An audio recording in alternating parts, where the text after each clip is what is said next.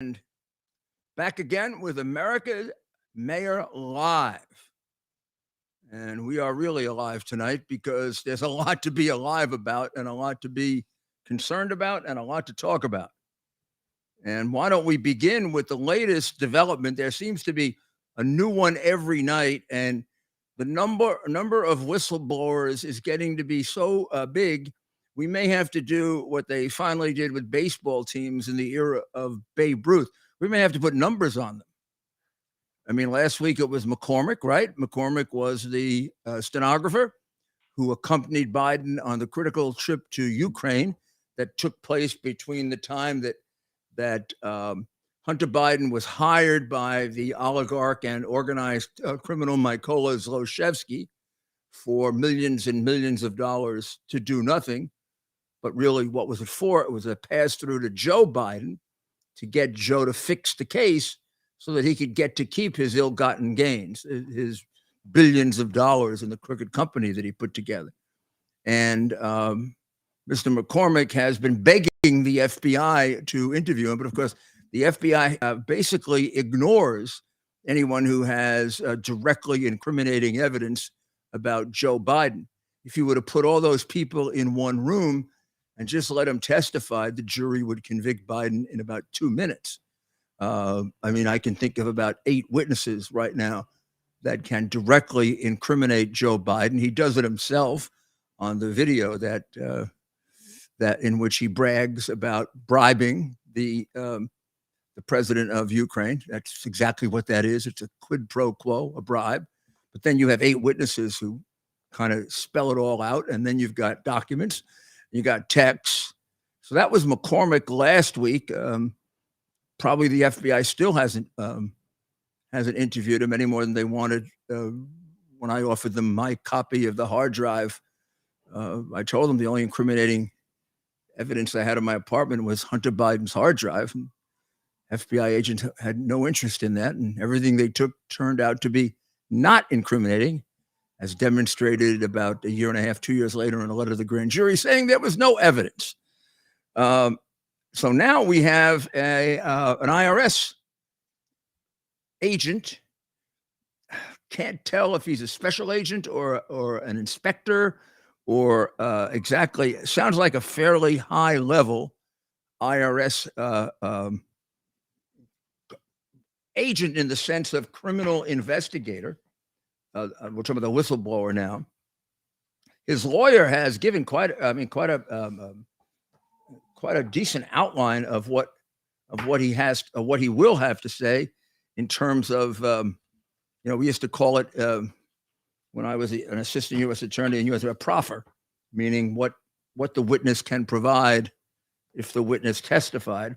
These are the proffers that, by and large, the FBI has either turned down, or when they've gotten them and they were incriminating, they never go back to the person like Mr. Bobolinsky, who they interviewed for hours and hours and hours, who directly incriminated Joe Biden, and they've never interviewed him again.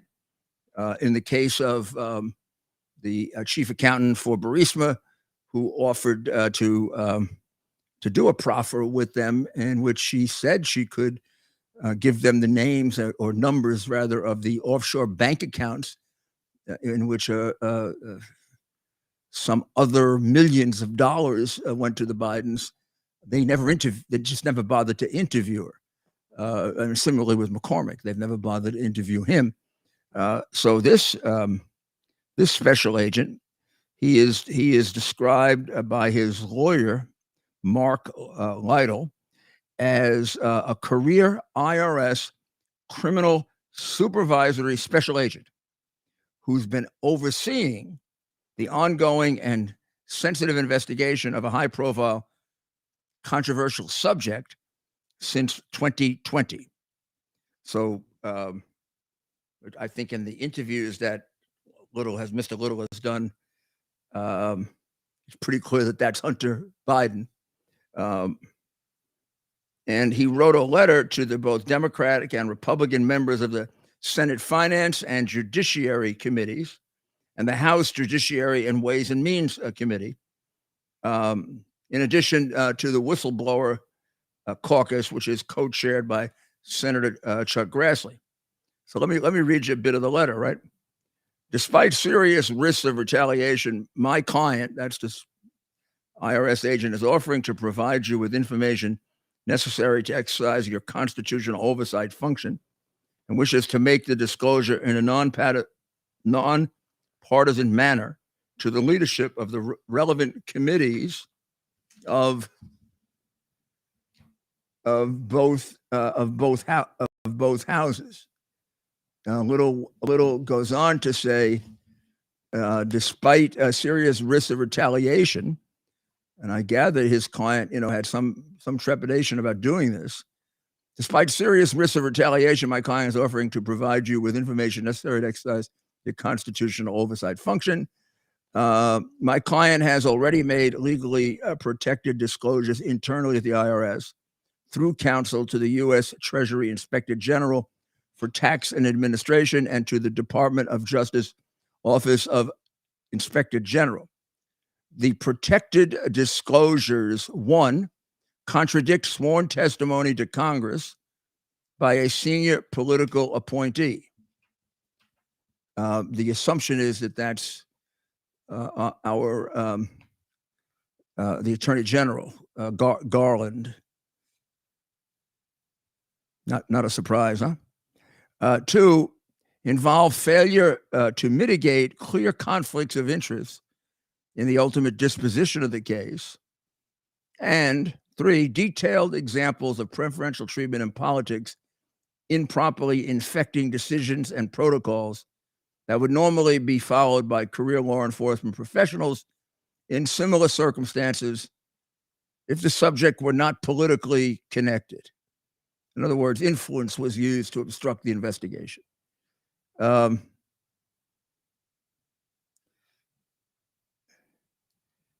he says that some of the information involves information that's restricted by statute, some doesn't. And then he gives the statutes under which he can share them with the committee.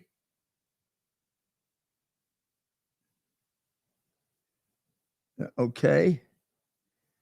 And two of the laws are the tax returns filed jointly by married couples.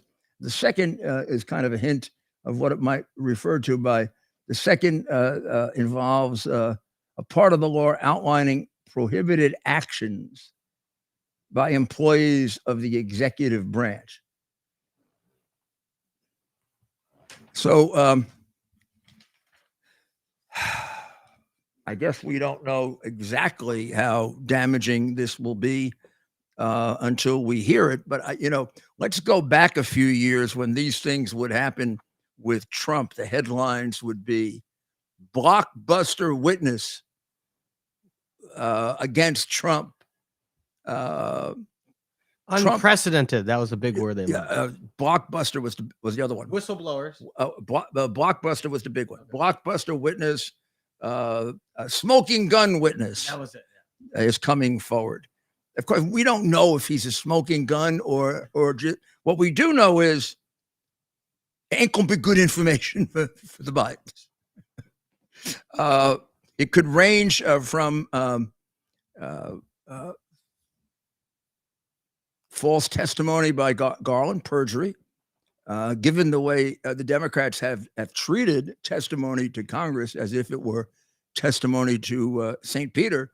They'd be hard-pressed not to prosecute Garland if there's clear perjury, and if this testimony of the special agent can be corroborated.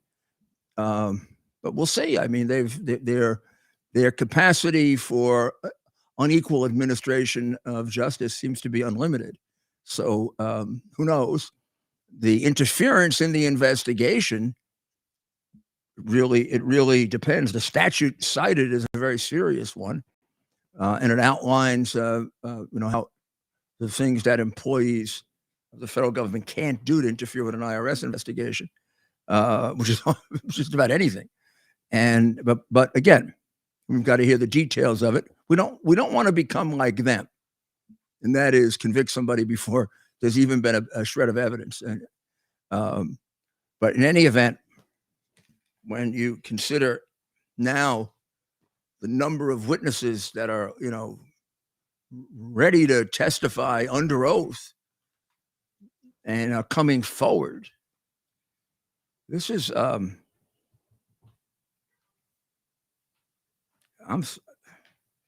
this isn't done until it's done, and there've been an awful lot of setbacks. And again, you don't underestimate their capacity to cover things up. They covered up the hard drive, and they perpetuated a lie for 3-4 years about Russian collusion. Spent millions on that. Sold the press on it completely. Were able to attack me and the president for being basically Russian agents with regard to the hard drive. They carried that out for some time until that fell apart. So they're going to do everything they can to try to cover this up. But they're getting hit from so many places now. I don't know. Plus, there are all the other whistleblowers who came forward to Senators Grassley and Johnson, and now to Congressman Coomer and Jordan. I mean, I was sitting with Ted before and said, we're gonna have to do a chart. I mean, we really are. We're gonna have to do a chart because I've lost a little track of how many there are.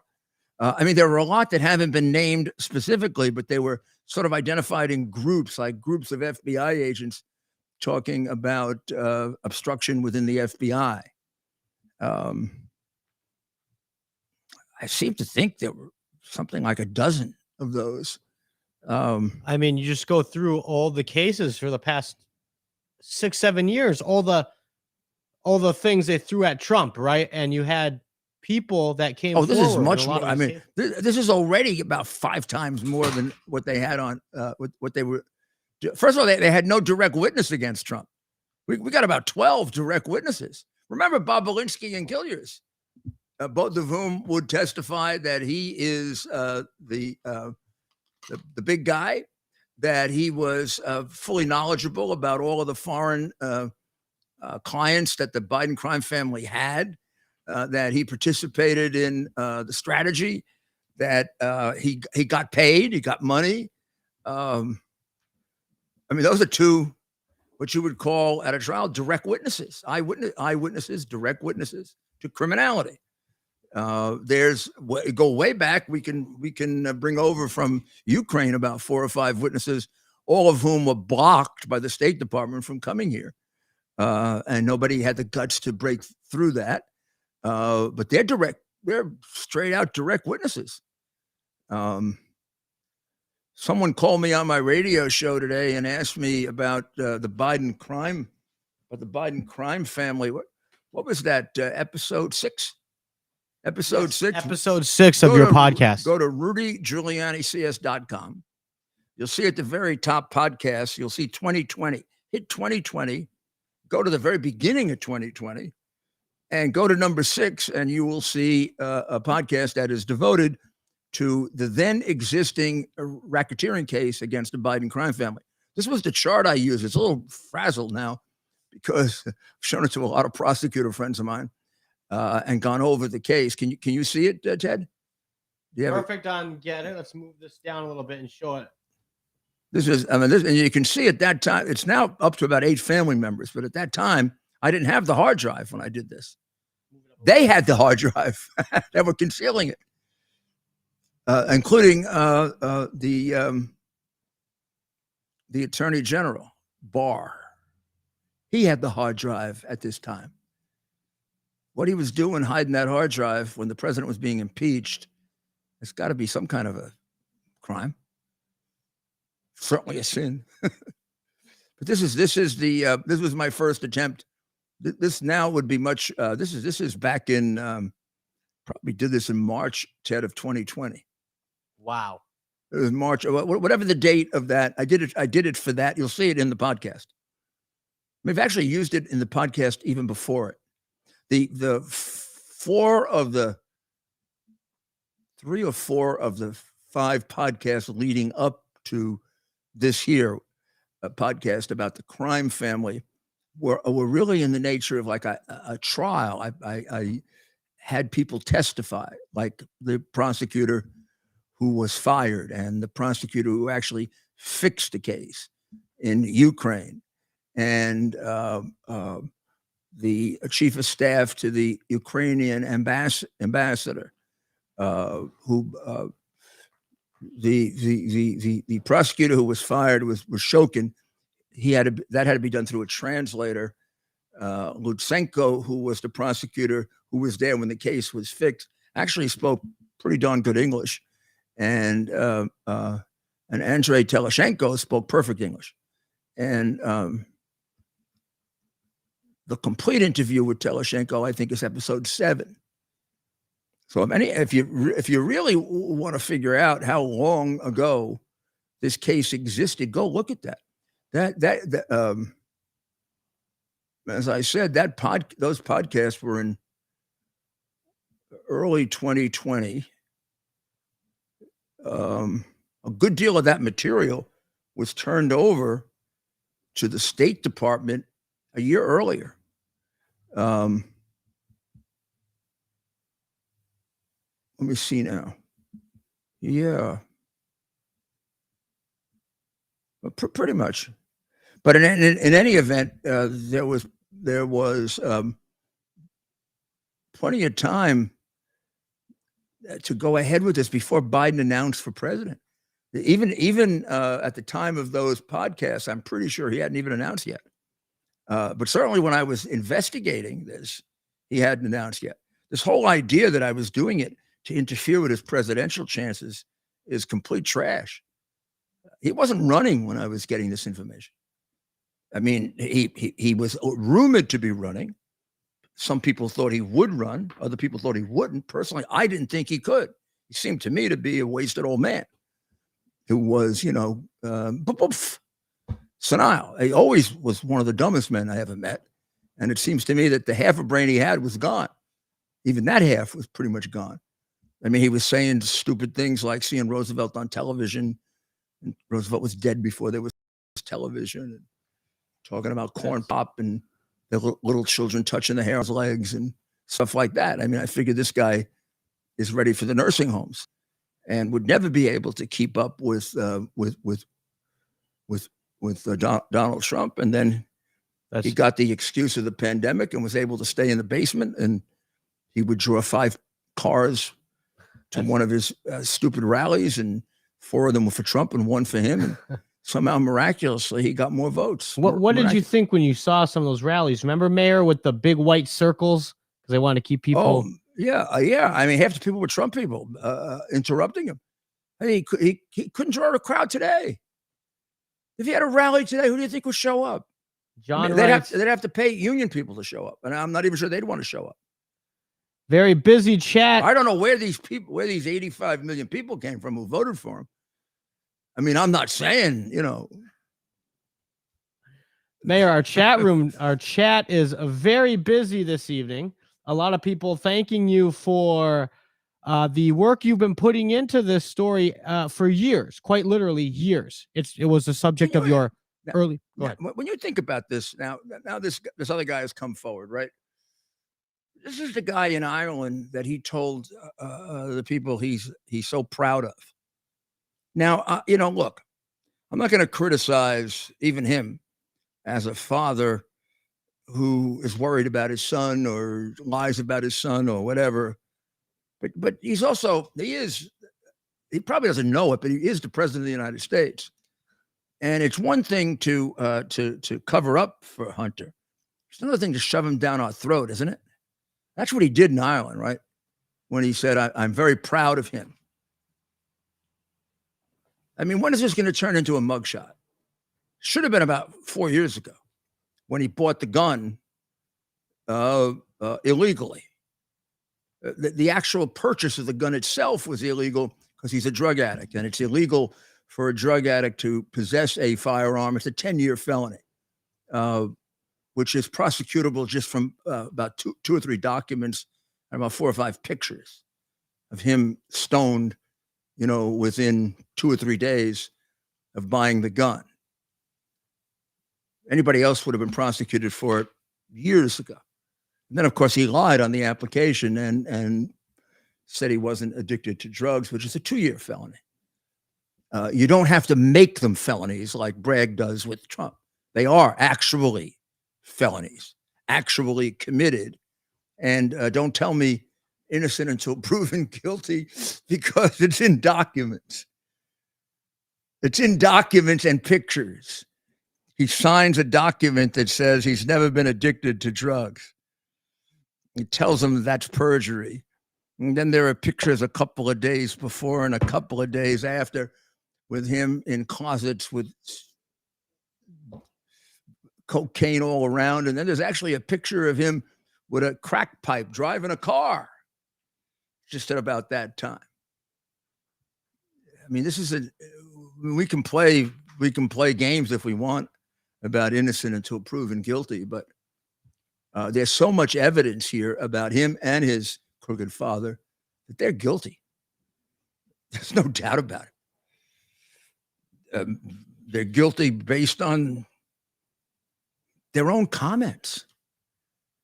In Biden's case, the video in which he admits all of the elements of the crime of bribery, or in Hunter's case, the statement to his daughter that for 30 years he's been paying all the expenses of the family and having to give half of his salary to his father. And then when you combine that with the enormous number of different, you know what this was? I call this the point man payout. You can't. A little bit of the top has been taken off there. You'll see point man payout. You know why I called it that? In each one of these occasions, Obama appointed Biden as the point man. And in each one of the occasions, two things happened. Biden failed to accomplish the mission given to him by Obama. He's failed at everything in his life. But he failed at each one of these missions. But he took home millions and millions of dollars for his family. So let's take Iraq. Iraq, he was supposed to get a status of forces agreement with the Iraqi government so we could keep troops behind. Could have saved thousands and thousands and thousands of lives, including people that I know. It didn't. His ineptitude, led to death of Americans as well as friends of America. He failed to get the status of forces agreement that I think any jackass could have gotten. But his brother, James, got a 1/3 interest in a $1.5 billion housing contract, having never built a house in his life in Iraq.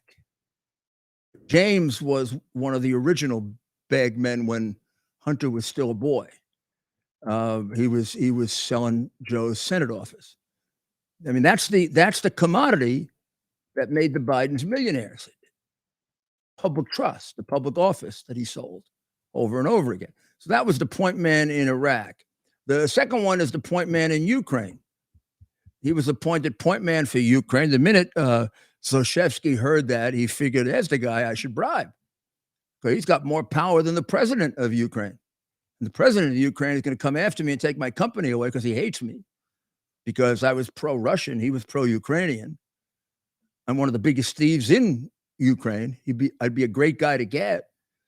And I now solely own a $40 billion company that I used to own with a partner. But shortly after I got out of government, he just mysteriously died in a car accident. And he became the 100% owner of the company, the crooked company. And then he hired the point man. And the money given to the Biden company was a pass-through to Joe Biden to come to his aid when necessary, which Joe Biden did. There were all kinds of telephone calls and records, and this is all pre-hard drive. All the hard drive does is actually just give you even more concrete evidence of all of this. The third one is Russia. That was the 3.5 million from the mayor's wife, the mayor who was thrown out, the wife who was very, very, very close to Putin. That one that one we didn't have the details on at the time. Later, it turns out to be a plan, some kind of planned real estate development in Russia, and he got a lot more than 3.5 million. But at that time, all we had was the 3.5 million. And then, of course, we had the big one, China, and that was the Chinese Bank of China, which is an entity of the Red Chinese government, becoming partners with him, and the Heinz kid, who was the stepson of John Kerry, then Secretary of State. That's a pretty good get, right? To get both of them. That's right. And also, believe it or not, Whitey Bulge's nephew was a partner in that, who was one of the biggest organized criminals in the United States. So we got one of the biggest organized criminals in Ukraine, one of the big organized criminals in Russia, the wife of she's the richest woman in Russia, by the way, the wife of the mayor, who was Russian organized crime. So was she. She helped to get him deposed. And that's how she remained friendly, I think, or on the good side of Putin. And in China, they were involved with the spy chief of China. They were involved with someone that Hunter describes as the richest man in China. Not sure he was the richest man in China. He sure was rich, and he sure was organized crime, and he sure was red Chinese right at the top of the party. And he's now probably sitting at the bottom of the Yangtze River because they killed him. That's the kind of people that Hunter was hanging around with to bring in the big bucks for the big guy. All right. And Mayor, the fastest hour on the internet, we're just flying right along here. I think it's time we will play our ad. And then after the ad, we have a very, very special guest. Kirk Elliott will be live with us on the show. And he's going to describe to us the wonderful opportunities that exist with metals and gold and silver. And he's also hopefully going to talk to us a bit about the economy, because this man is a real expert on it. So let's take a short break, and then we'll be back with Kirk. Faith and family, freedom and finance are four things that we would do anything to protect. I trust the team at Kirk Elliott, PhD, Private Advisors, with providing the advice and sound strategies to take advantage of the inflationary pressures, the high interest rates, and the international challenges we face today. The Kirk Elliott team, with over 29 years of experience, shares our values and believes in people over profit. They can help you protect your finances from the big government policies that are out of our control. So what's in our control? The decision to act or not to act is within our control. I encourage you to act. Call Kirk Elliott, PhD, Private Advisors today. Start working with a team that will help you protect your retirement assets with gold and silver, while sharing your desire to protect your faith, family, and freedom. Call them today, 720-605-3900. That's 720-605-3900, and tell them Rudy sent you. Or simply fill out a request for a free consultation at kirkelliottphd.com/Rudy. Well, we are now going to, hopefully we have Kirk on the line. We will in a we will in a moment. I think that we all know how important it is now to diversify, given the condition of our economy and the uncertainty of what lies ahead. Kirk? Hey. It's Rudy Giuliani. How are you? How are you, sir? I'm doing well. Well, the people have heard at least my description of it, but I think of what you can offer and what you can do for them at this very difficult time in our economy. Maybe it'd be good if you put it in your own words. You can explain it a lot better than anybody else. Well, perfect. Well, thanks for that. And, there's a time and place for everything, sir. There's, during the Trump years, during the Reagan years, when we had a growing economy, right? We had lowering taxes, lowering interest rates, and job creation. The stock market made perfect sense because people were spending money. But if you fast forward to today, we've got opposite policies coming out of DC.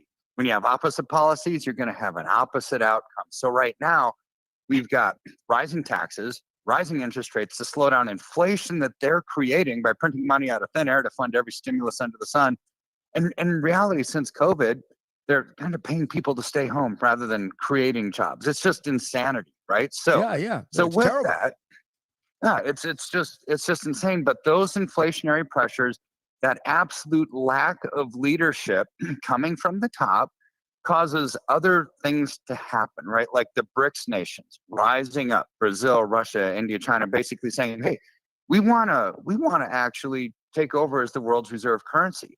And countries are leaving the petrodollar like there's nobody's business. Over the last 10 days, there's been about 6 already. Brazil cutting a bilateral trade agreement with China, India cutting a bilateral trade agreement with Russia, Saudi Arabia, Iran, and Russia signing a trilateral trade agreement. Imagine that one, sir. Mm. Saudi Arabia and Iran, they've hated each other since the beginning of time. But now all of a sudden it makes sense. Mexico petitioning to become one of the BRICS nations. If we thought we had issues with China now, imagine if they're on our southern border, right? I mean, so you've got all of this problem, and those kind of things in the hearts and minds of people strikes fear, let alone banks failing. So when people have fear, their consumer confidence is shaken, and they stop investing and say, I don't know what the future is going to look like. I don't know. So this is why we're seeing some of the fundamental reasons why the stocks are coming down, why bonds are coming down, and interest rates have to keep rising, because that lack of demand for our US dollar with no more petrodollars coming in means we have to print our way out of it. That's inflationary. And their policy mechanism to slow it down is to raise interest rates. So how do we overcome, right? How do we thrive in that kind of an environment where these are the politics coming out of DC? Well, tangible assets do amazing during times of inflation. You know, a lot of times we hear about gold being like the thing to go to as a flight for quality type of investment. Well, right now, because of the inflationary pressures, the supply chain disruptions that we're seeing, the inventory is running out at depositories. Silver is outperforming gold by a long shot. Is that It's right? amazing. And well, I if think you people would look be a at it little since, surprised. People would be a little surprised by that. Explain that. well, I think that they are. I think that they are, because everyone hears all the commercials about gold all the time. But if you look at what's happened with the inflationary pressures in our world and rising interest rates since Biden occupied the White House, well, silver's doubled, almost doubled the rate of growth of gold. So therefore, our goal as wise and prudent investors is to minimize risk and maximize return. We can take advantage of these political trends by allocating into the right thing at the right time, which is why we've been shouting from the rooftops to anybody that will listen, allocate into silver. It's not that I dislike gold, sir. I love it. But when silver's doing better and it's poised to actually run out globally, COMEX depositories at the current drawdown rates could end in the next 5 months. Well, if that happens, what does that mean, Kirk? What does that mean? I don't quite so understand. It could be. okay, In other so words, there wouldn't be in 4 or 5 months. There wouldn't be enough silver to buy. yeah, technically yes, that's what that means. So for the manufacturers, the COMEX depositories there's the silver available for physical delivery, because that's what manufacturers like Sony, Samsung, LG, Tesla need to make electronics. So here's the question: if silver dries up at the depository, at the vault storage level, do you think they're going to go out of business for 1 second? No. They'll just do higher an offer price. If silver's trading 40, they'll say, "Oh, we'll offer 50, Right. we'll offer Of 60, course. Right. we'll offer 80." Supply and demand. Right? Right. Because yeah, it's just supply and demand. They pass it on to the consumer rather than eating it themselves. So if we think for 1 second that we've hit the middle or the end to inflationary pressures with all these tariffs and all of the things that are happening with our policymakers right now, we haven't seen anything yet as to even have this in a sentence. Silver might dry up internationally, right? Means, well, even if we come close to it, it means that the price is going to start to shoot up. Of And we've course. already seen that. We've already seen that, sir, because over the last 2 weeks. I mean, you just look at the numbers, look at the charts. Silver's up over 20% in the last 2.5 weeks. It's up over the last 6 months, it's gone from 1797 to 25.5. That's up over 40%. You look over the last 3 years, since March of 2020, Right. silver's up over 110% from 1191 to 2550. So how does that That's a great trend. How does that compare to gold? Well, gold is up. So silver's up about 65%. Gold is up about 35% during that same time frame. So it's almost doubling the rate of growth of gold. Now, I think that's very, very valuable for our listeners to know, because I would think they would have possibly thought the opposite, or they'd be about equal. Well, it is. People do think the opposite, and I talk to hundreds of people every Is that right? single day, That's what I. Well, yeah, they're hearing the commercials every single day that gold is going up. Buy gold, buy gold. Well, there is a better way to do it to maximize our return and minimize our risk. And if people want to buy gold, you could buy gold for them, right? Sure, we can buy gold, we can buy silver. Now, I'm talking about silver. The physical. My recommendation is silver. We can do all of it. But my recommendation to minimize people's risk, maximize their return, be in the right place at the right time would be silver. But sure, we can do gold. It's not like, sir, that people would be disappointed with the returns on gold. It's actually doing quite well as well. When stocks, bonds, mutual funds are coming down. But good, better, best, right? Yes, exactly right. And what a lot of people don't realize, so when I'm talking about gold or silver, I'm not talking about ETFs or mining shares or mutual funds or any kind of a paper version of it. It's physical. It's 1,000-ounce bars of silver, 100-ounce bars of silver, 10-ounce bars, right? Or 1-ounce gold bars. Well, we're talking about physical. I'm asked the following question. Do you get the actual bars, or can you hold it for them? So either one. Everybody's different. Because I've got some people that say, Kirk, I don't trust anybody to store my stuff. I want to have it on me. And I've got some that say, you have no idea what neighborhood we're living in. I wouldn't want 1 ounce of anything. I've got to have it stored. I think I recommend the either second one of those. I would.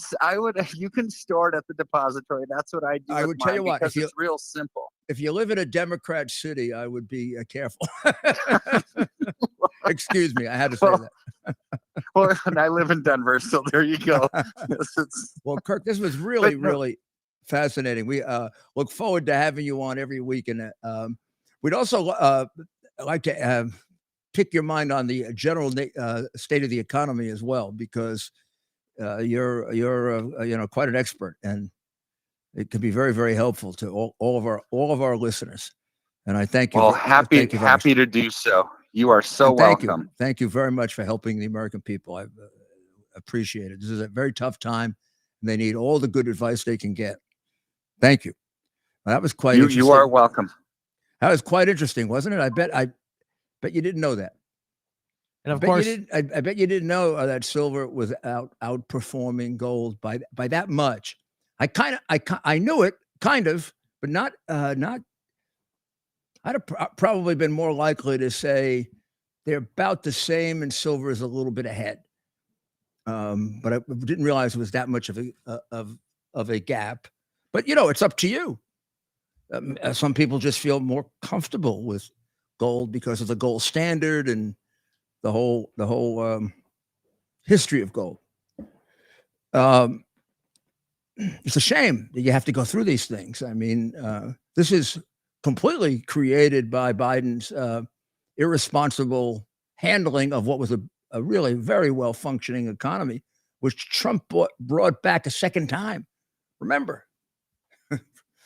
right? The last 4 or 5 months of his term of office, maybe the last 3 or 4 months, he already had the economy recovering after the pandemic until Halfwood took over. So in addition to what we were saying about Biden before, it now turns out that this gentleman was very, very well respected, but I think his reputation is now totally destroyed. And that is Mike Morrell.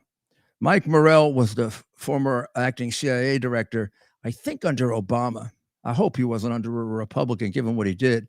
Morell has now admitted, apparently, in testimony that that he is the one that really put together the false letter in which 50 plus him former intelligence officials. It almost seems like a contradiction that they would describe as intelligence officials falsely claimed that the material from Hunter Biden's laptop was had earmarks of Russian disinformation. Of course, they never did identify a single earmark, nor did most of them, if any of them, actually. Well, none of them could have seen the hard drive unless Hunter showed him his copy of it, if he has one. So I don't know how they would have come to this conclusion. There's nothing about the hard drive that suggests earmarks of Russian anything. And it was, completely verified about 5 different ways, even by Hunter's lawyer. So, but this was apparently quarterbacked by Morell. So he's the guy who put in all the false statements. And guess who asked him to do it? Tony Blinken, the now Secretary of State. Anybody going to investigate this? Anybody going to investigate it? No, because this was, charges made against me and Trump. And what the heck? You can say I was a Russian agent, and even if you're lying about it, it's okay. And so why would a guy like Morell, who was former acting CIA director, do it? Well, you know why he did it. Because the guy wanted to be really the CIA director, right? For a bum like Biden. I wouldn't work for Biden wouldn't have worked for Biden before I knew he was demented, because I knew what a dumb idiot he was not capable of being president. And he phoned around, and in 4 days, they put this together. I mean, they couldn't possibly, in 4 days, have come up with any credible earmarks of anything. It was just a flat out and out lie, defaming me and President Trump. And then Biden repeated that during the debate using my name. All the classic earmarks of a Russian information operation. That's what they wrote. Without, as I said, you can always pick out the liars, like Bragg. Trump was furthering a crime. He doesn't tell you what crime. Out of 1,000. So you know he's a liar. Right? They say earmarks. They don't mention one. Not even one. As an example. I bet none of them gave more than about 10 minutes worth of thought to this, which was about what job they wanted or how they would get a higher clearance out of Biden to make a lot more millions by selling out America. Morell was the ringleader, and on him should rest a lot of the blame for this and disgrace.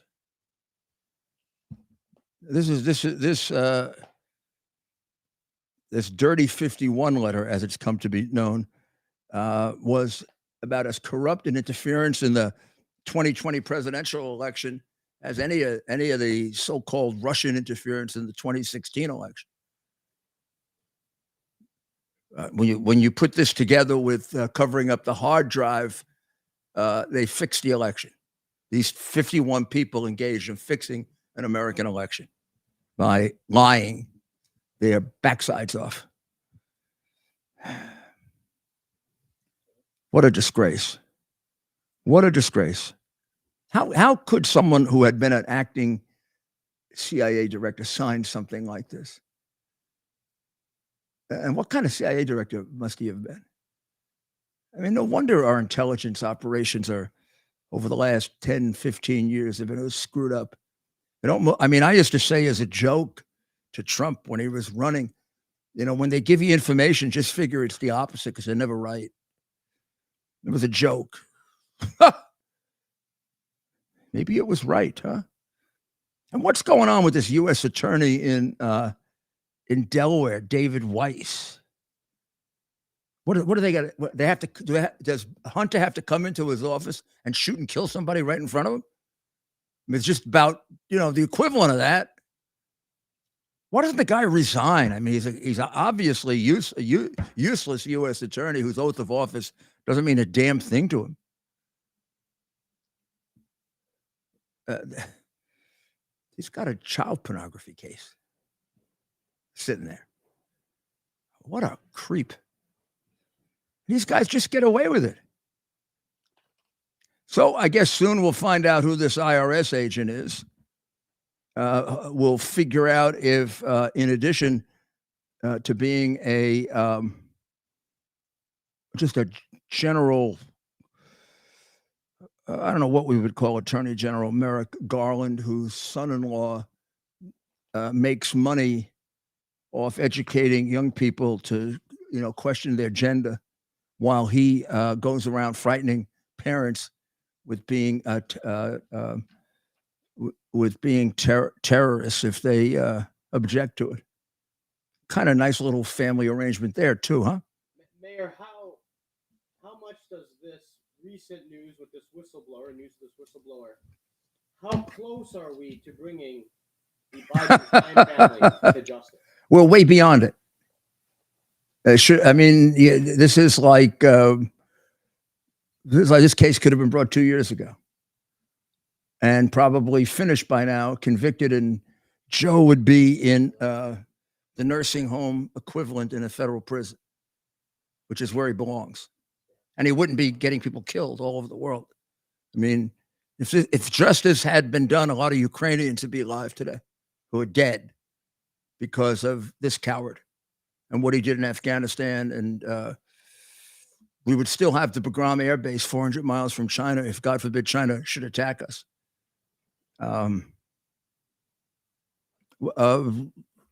Fentanyl would be trending down because when Trump last year in office, it went down.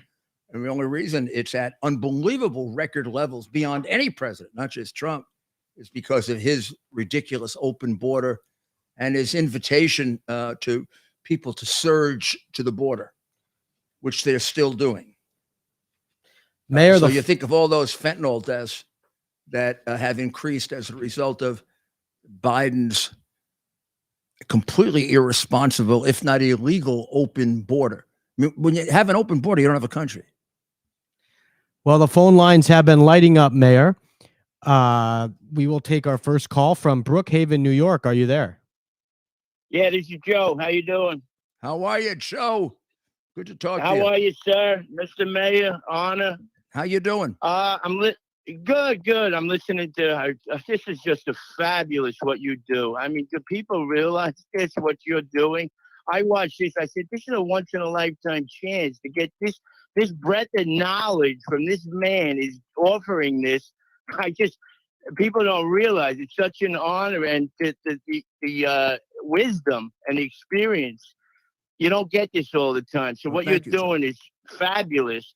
But I want to ask you, what do you think the crimes were back in Obama and Clinton, and what did they do? I think it was Benghazi to cover up that they would go. What is it that the crimes, the money laundering that they did, that they would go to this length to take down the duly elected president in 2015? Because that's what bothers me. What do you think is so dirty, the deeds that they had to cover up? Because I think, my intuition, it was Benghazi. And I think they watched on live feed while they had watched those brave people be murdered, the SEALs and the other special forces. Yeah, well, and they don't really care if Americans get murdered, Joe. I mean, as far as I can tell, Obama was sleeping through that. I mean, as Americans were getting murdered, he was sleeping. I mean, everybody goes after Hillary on that, and they should. I mean, she got them killed because she never secured that place. But, I mean, Obama, I don't even know if he was in the Situation Room. I mean, in 2015, and he said, listen, the Clintons have suffered enough. He tried to give an olive branch and bring the country together because he's a good-hearted man. And he wanted Americans, like we always do. We rally around. Yeah. President Trump in 2015 November. I'll never forget it because I was angry. He said, Yeah, "Let the me Clintons too. go." Everybody. I was like, "No, don't let her go." That No. what they would. I feel that there is. I mean, I agree. You should have mercy and whatever, but you can't let crimes like that go unaddressed because then they get repeated. Maybe if we had prosecuted her, it would have slowed Biden down a bit and the people around Biden on the theory that, Biden doesn't think he can be prosecuted. And so far, he hasn't been. Biden and Hunter Biden's crimes, it's like an insult. They're stuck right in our face and nothing is done about it. Meanwhile, we go through contortions to make up crimes about Republicans. Joe, I have to get out to First America. He's got a great when I say warehouse, it's kind of you don't get any idea. We're going to do a show from there, so you get to see it. More than one. You got to see what he has out on Long Island. It's really fabulous. And then they have comedy shows on the weekend, and we have a standing invite, Mayor, from Joe the Box. You probably have seen it because there've been a lot of speeches given there and events done there. Fox, I think, has been out there. Newsmax. You've probably seen it, but it's quite an experience. If you're a patriot, if you love America, and it's just very special. I can't really describe it. You have to see it, right? That's right. That's right. Not too many people like Joe. And there's something about being with these America First patriots, Mayor. I don't know what it is, but politics aside, these are generally speaking good people who care about the country. Yeah. I Right? was out there quite a bit when my son was running in the Republican primary, and I met a lot of the parents. Who were involved in the early movement involving protecting their children, and the shock that they had. We just want to make sure this is working here. Yep. I listened to the show, Mayor, as we're on, and and they could all hear me. Okay, you're still coming in loud and clear. Whoa. Okay, here we go. So we're getting all excited. See, this is another microphone. This is the special microphone for Getter.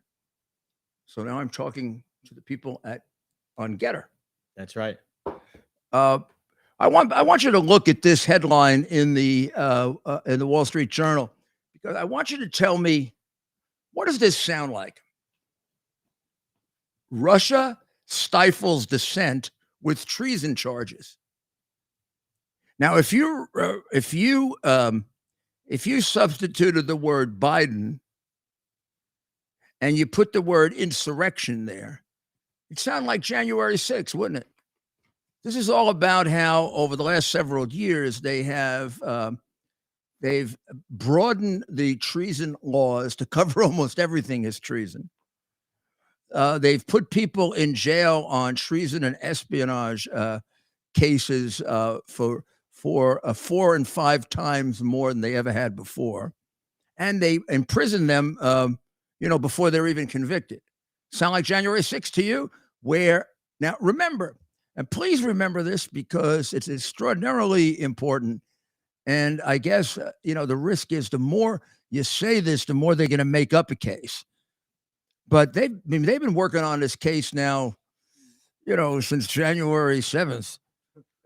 They say it's the most expensive investigation we've ever had. We have hundreds, if not thousands, of agents working on it, while America is undergoing a massive crime epidemic. We've got FBI doing nothing else but, trying to find people who trespassed or maybe came in there legally. And the one really major crime committed that day, they've fixed that case, so they let the shooter go free, and that was the killing of Ashley Babbitt. They haven't investigated that at all, and they've covered up every bit of evidence about it. Remember, with all the charges they have brought and the Tens of millions they've spent. Not only haven't they proved insurrection, they haven't even charged it. And then you put on one of these phony networks and they talk about January 6th being an insurrection. If it was an insurrection, it was an insurrection by the FBI, I think. There may very well turn out to have been more FBI agents in there causing trouble than there were anybody else. We don't know because they won't give you the information, nor will they let you do facial recognition. Plus, they're covering up 95% of the tape. And when you do eke out some of the video, turns out, like with Mr. Stewart, that he didn't do anything wrong. They're going to put him in jail for 20 years. I mean, the guy walked in for 3 minutes. 3 minutes. I looked at that video. You can look at it 100 times. It's very short. He had 4 conversations. Quick, boom, boom, boom, boom. Didn't break anything, didn't hurt anything. Meanwhile, they got people walking around like Epps and Sullivan who said, burn the place down. They got video of Sullivan breaking things apart. He's walking free on his second incitement to riot rap. He had one in Utah. And why is he walking around like free? Because he's an FBI stool pigeon. That's why. But he had more to do with the disruption than anything I've seen of anybody else. Plus, the day before, he exhorted people to burn it down or tear it down. And finally, he sent out texts threatening the life of the president. Yeah. Read this if you can, and just do substitutions. Put Biden down or the Biden regime down. Biden is increasingly using treason and espionage laws. He can say insurrection and espionage laws to smother criticism. To smother criticism of how the FBI were the prime motivators of the January 6th riot. Sentences are often longer than they were before. That's true. Filing more than 20 criminal cases. 10 times more espionage and treason cases. There were 10 in March alone. What does this mean? What this means is don't get all shocked when I tell you that we've become a fascist country. It isn't just brag. It's Biden and the Biden regime and the attorney general whose son-in-law is making a fortune screwing up young people about their gender. Nobody tells you about that. Nobody tells you about that, right? Because in addition to corrupting the criminal justice system completely and destroying it, we have a censorship in this country that is easily the same as Russia, places like that. So I would also like to I'd like to play for you. I'd like to play for you something that that I think is pretty darn amazing. This is a statement made by that complete nitwit AOC and on the Daily Show. And I want you to notice how she makes an absolutely flat out false statement, which actually could be contradicted by an article in the New York Times a day earlier if the whoever does the Daily Show wasn't a complete suck up and left-wing fool. And you just listen to this from maybe one of the biggest stupid lame brains in the United States Congress, because this idea that she's smart, this woman didn't even know how many states there were.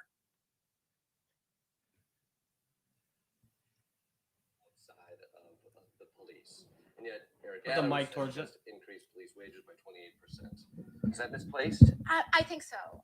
We are now at a point where officially most officers are paid more than a teacher with a master's degree serving these same kids involved in these same incidents. We are defunding safety, defunding our public schools, defunding our public pools, defunding our parks, defunding our libraries, when we are taking all of those resources and demanding that every single department except the militarized one be cut. We are sending a message about who and what we care about. Well, she's a complete liar.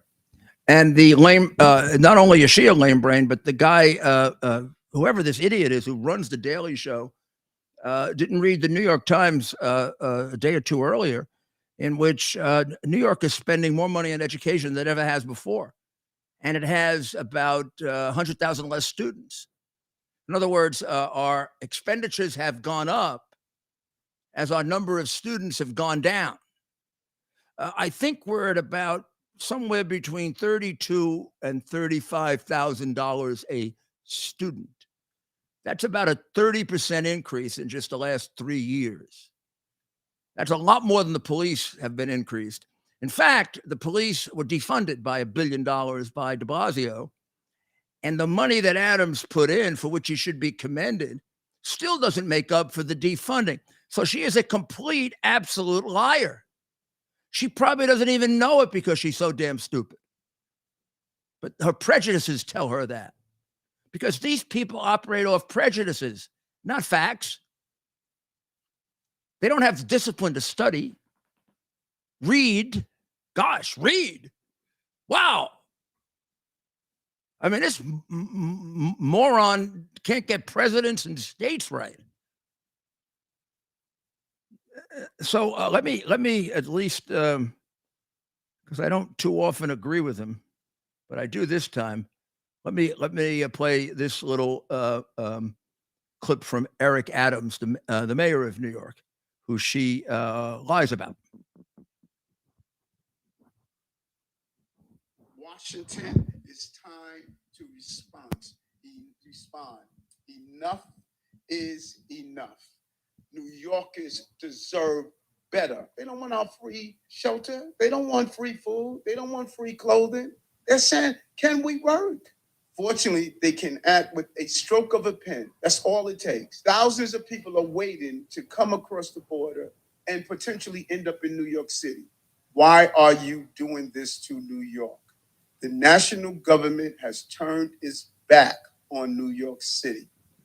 The national government has turned its back on New York City. Now, I will excuse him. He is a Democrat, and he's very bitterly criticizing his own president. But the national government is the Biden regime.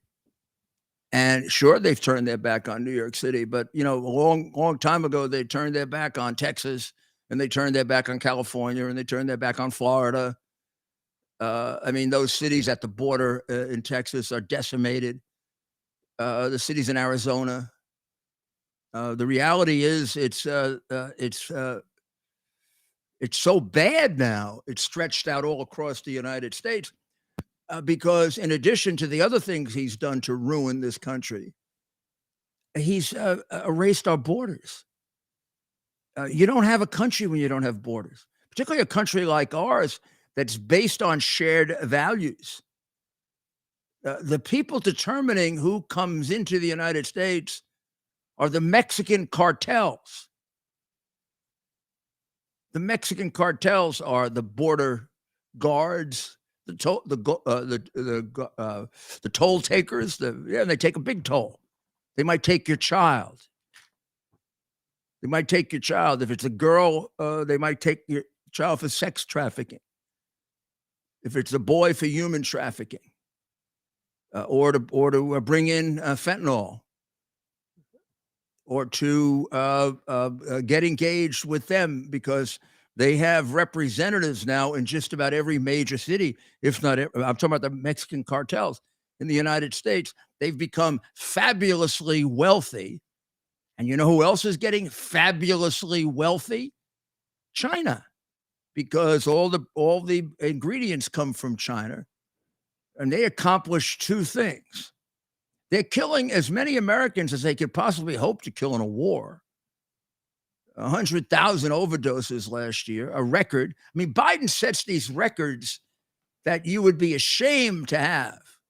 I have the record for reducing crime more than any mayor in the history of the city or the United States. He has the record for the most number of drug deaths during any presidency, Republican or Democrat. He has the record for the most illegals coming in by almost 2 to 1. I mean,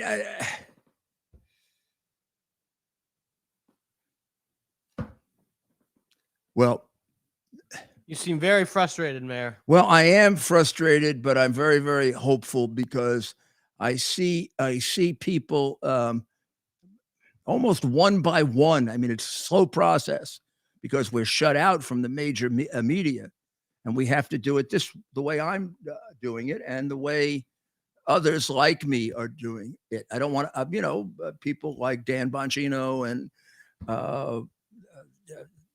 my great friend Greg Kelly, and and so many. There are so many that are the great one, Mr. Levin, who was a colleague of mine in the Justice Department. He's been doing it for years. Mark of Levin course. was a colleague of yours at the He was in the Justice Department. I think he was in the tax division, believe it or not. Wow. We got to ask him. That's news. I bet he would. I bet he would have. I mean, we should interview him about this. We should. Because one of my callers in my radio show today offered a very, very interesting piece of information, and I think she's right. I go back now, 35 years with my work with the IRS and prosecuted a lot of tax fraud cases, and the inspection division of the Internal Revenue Service was the heart and soul of the Internal Revenue Service. It really was their best agents and their best people, and it sort of kept the rest of the agency on a straight and narrow. I mean, given if they had the inspection division that they had in the 70s and 80s, this never could have happened. All of this political use of the Internal Revenue Service never would have happened. I'm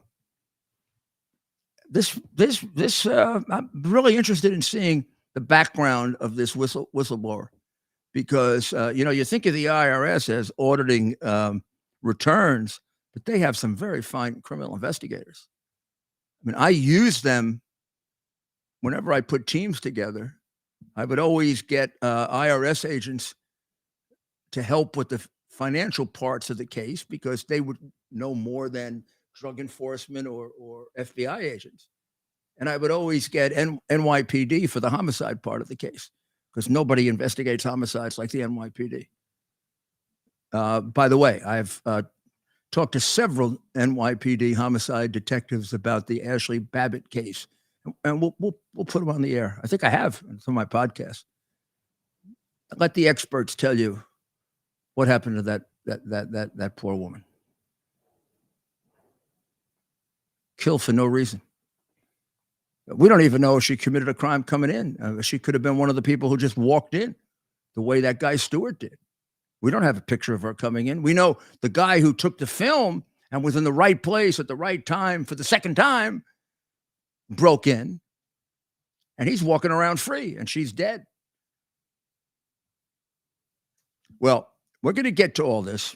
We're going to get to all this, and we're going to keep our eye on the ball this time. We're going to make sure they don't find a way to cheat again. Let's just confine it right this minute to cheating by covering up the hard drive and getting those bums who were former intelligence agents, all of which should be stricken from the records of their intelligence agencies to lie in order to fix the election.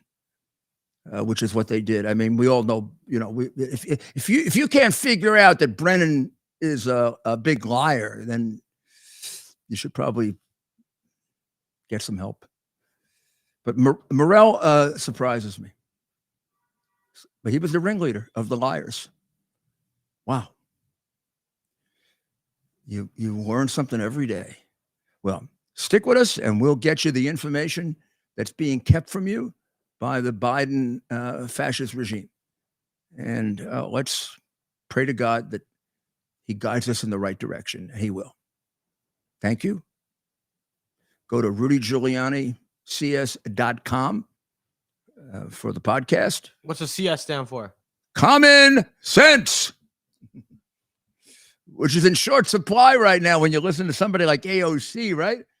Defunding the schools, $37,000 a student. Why not give it to the parent and let them figure out the school the kid wants to go to? They might actually learn English and arithmetic, as opposed to the false propaganda and history that they learn. Well, we'll see you tomorrow night. And don't forget, 3 o'clock tomorrow, WABCradio.com. We'll be on 3 to 4. And then we'll be back here 8 o'clock tomorrow night. God bless you and God bless America.